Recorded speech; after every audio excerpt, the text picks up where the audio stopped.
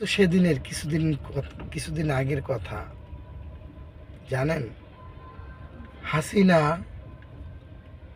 মানুষকে এত অত্যাচার করেছিল যে মানুষ মানে সারা জীবন বদদোয়া দিত, বলতো হে আল্লাহ, তুমি এই হাসিনার বিচার এই পৃথিবীতে না দেখিয়ে আমাদেরকে মৃত্যুবরণ করো না।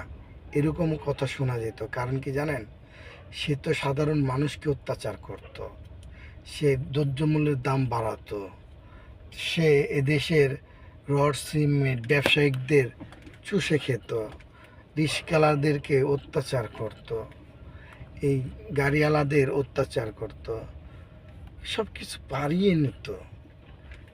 একটা জিনিস বাড়ালেই সব কিছুই বাড়ানো হয়।